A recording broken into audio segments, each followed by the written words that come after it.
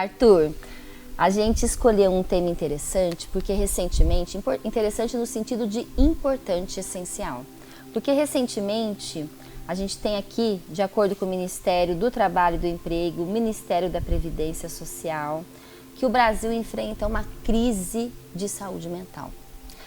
São dados importantes que neste ano de 2024 aumentou-se 68%, né? São 470 mil licenças por transtornos mentais no INSS. É um aumento muito significativo e a alta desses casos, segundo o governo federal, foi o aumento do número de doenças como ansiedade e depressão.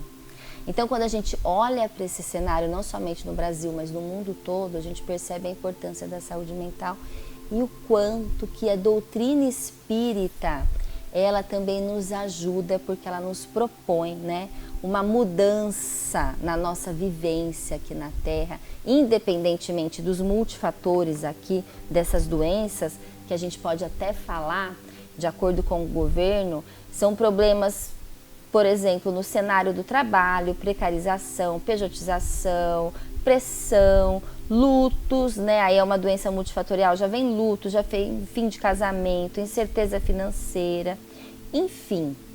São muitas vicissitudes que a gente passa neste momento, num planeta de transição, né? De provas e expiações, que a gente sabe que a gente está passando. E a doutrina espírita propõe um novo olhar, uma vivência diferente, estando no mundo, sem ser do mundo, mas muitas vezes a gente percebe e a gente sente o mundo muito injusto. Como que você analisa esse cenário, Arthur? Achei muito interessante, Pri, que logo ao início você nos trouxe a reflexão do apóstolo Paulo, quando na sua carta aos Colossenses ele nos orienta, né? Pensai nas coisas que são de cima ou do alto e não nas coisas que são da terra. Eu acho que isso abre para nós uma reflexão muito importante sobre todo esse cenário que nós estamos vivendo, que é marcado por uma imensidade de fatores que estão por detrás dessa crise, digamos, que mais do que simplesmente uma crise do trabalho, é uma crise da sociedade ou mesmo do próprio ser humano, no seu modo de ser, de se colocar no mundo, ante um cenário de tamanhas mudanças como o que nós vivemos agora. Então, quando Paulo fala pensai nas coisas de cima ou do alto e não nas coisas que são da terra, é óbvio que ele não está nos dizendo para simplesmente ignorarmos o que é do mundo, o nosso trabalho, as demandas que temos em relação às coisas do mundo. Nós precisamos da provisão, precisamos do recurso, do alimento e tudo mais. O que Paulo nos convida a refletir é um grau de hierarquia que nós precisamos estabelecer entre as coisas que são mais fundamentais e as coisas que são acessórias, que são secundárias.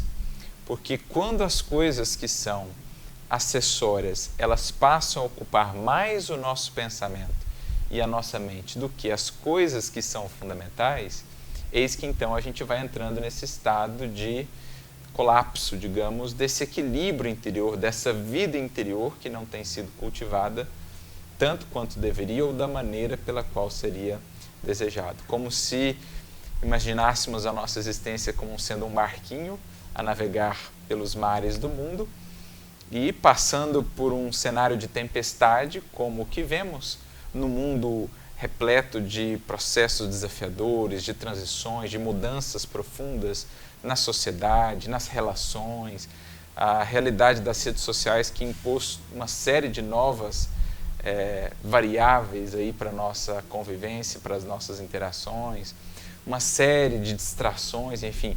Então é um cenário, digamos, meio tempestuoso e o nosso barquinho, a nossa mente, a nossa existência vai tentando singrar aí esses mares. Agora, a sensação muitas vezes é de que a água acaba entrando dentro do nosso barquinho, que parece sossobrar. Então a gente precisa garantir uma navegação que consiga se sobrepor a essas ondas.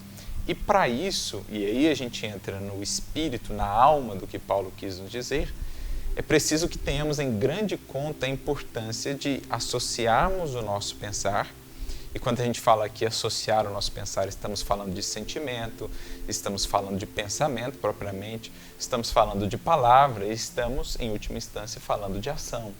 Vincular ao alto, isto é, aos padrões, aos valores, às referências daquilo que é permanente, daquilo que é espiritual, em oposição àquilo que é tão efêmero, àquilo que é tão passageiro. Porque se eu vincular a maioria, digamos, do meu tempo, a maior parte do meu tempo, melhor dizendo, a maioria dos meus sentimentos, dos meus raciocínios, ao que é efêmero, ao que é transitório, ao que facilmente passa, que felicidade duradoura, que equilíbrio e que paz de caráter mais permanente eu vou conseguir construir sobre essas bases.